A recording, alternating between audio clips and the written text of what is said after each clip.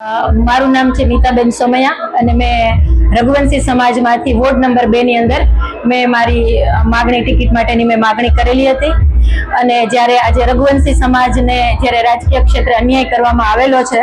ત્યારે આ જે અન્યાય છે એ સહન કરવામાં નહીં આવે ત્યારે આ યુવા શક્તિનું જે સંમેલન કરવામાં આવેલું છે તે યથાયોગ્ય છે।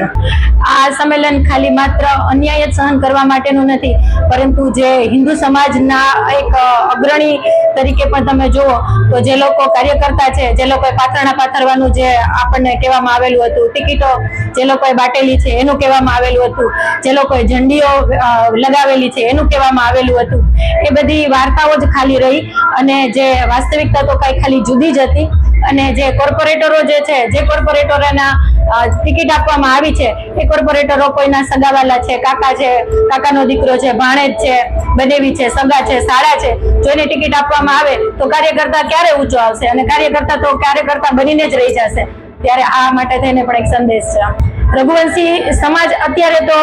ભારતીય જનતા પાર્ટી દ્વારા નારાજ છે કે રઘુવંશી સમાજનો એ લોકો ધીરે ધીરે જે અસ્તિત્વ નાબૂદ કરે છે, તો અત્યારે રઘુવંશી સમાજ ભારતીય જનતા પાર્ટીને લીધે લઈને પણ નારાજ છે। સંમેલનનો પડઘો છે એ છેક સુધી અમે આવનારી 2027ની જે ચૂંટણી, જ્યારે વિધાનસભાની ચૂંટણી થશે ત્યાં સુધી અમારા આવા સંમેલનો અને આવા અમે કાર્યક્રમો યોજતા રહેશું।